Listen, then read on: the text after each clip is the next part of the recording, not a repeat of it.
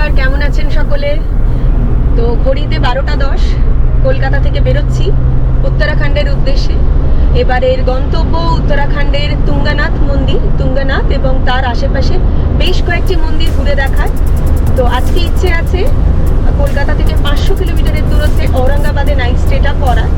তো ডিপেন্ড করছে সেটা রাস্তার পরিস্থিতির ওপরে। ইচ্ছে তো আছে ঔরঙ্গাবাদে থেকে আবার পরের দিন সকালে ঔরঙ্গাবাদ থেকে উত্তরাখণ্ডের উদ্দেশ্যে যাত্রা করব।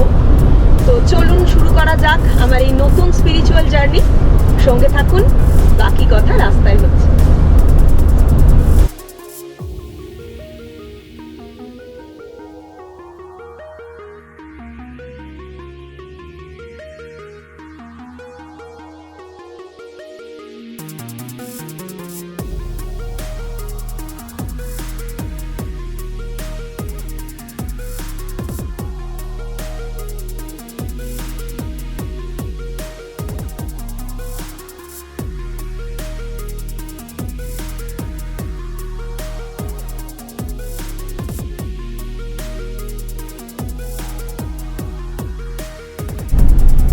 চারটে 5, তো আসানসোল পেরোচ্ছি এখন।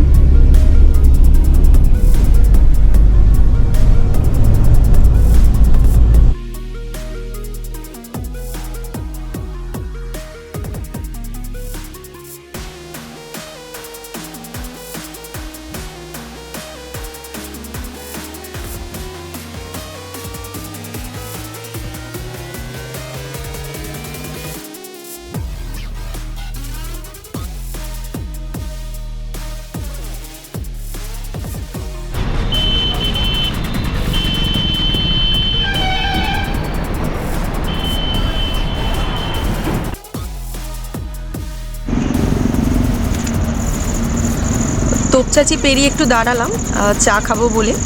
তো সেই লাঞ্চ করে বেরিয়েছিলাম, রাস্তায় আর কোথাও সেভাবে দাঁড়াইনি। 5:45 প্রায় বাজতে যায়। তো এখান থেকে চা খেয়ে সোজা ঔরঙ্গাবাদ যাব।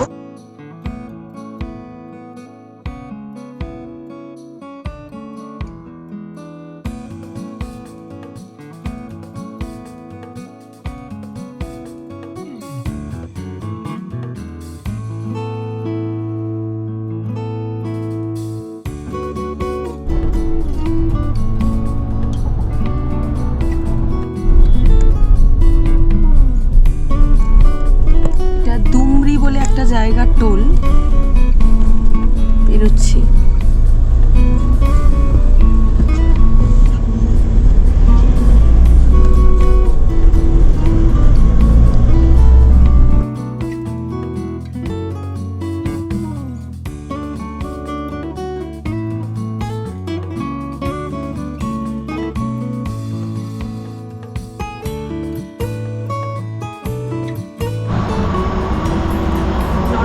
বাজে।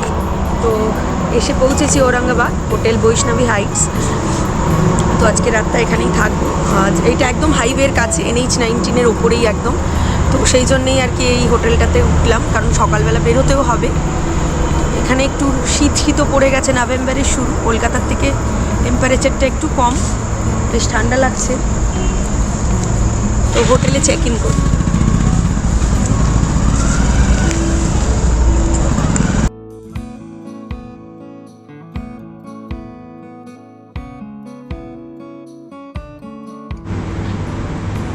এই হলো রুম, হোটেল বৈষ্ণবী হাইটসে।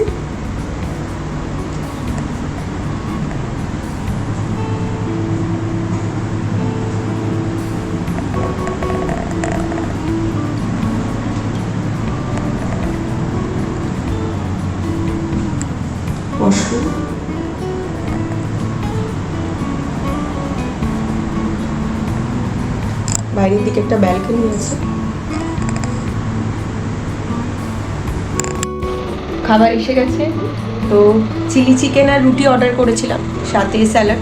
তো দেখে মনে হচ্ছে বেশ ভালো টেস্টি খাবারই, এবং হোটেলটিও বেশ পরিষ্কার পরিচ্ছন্ন। আর হোটেলটি একেবারেই হাইওয়ের ধারে, বললাম আগেও। তো থাকার জন্য হাইওয়ের কাছাকাছি যদি আপনারা থাকতে চান, তো এই হোটেলটি কিন্তু বেশ ভালো অপশান বলে মনে হয়। তো বেশ খিদে পেয়ে গেছে, খাওয়া শুরু করি এবার।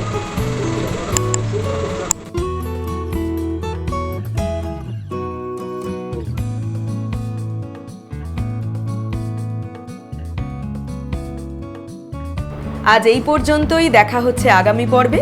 সবাই ভালো থাকুন, সুস্থ থাকুন, শুভরাত্রি।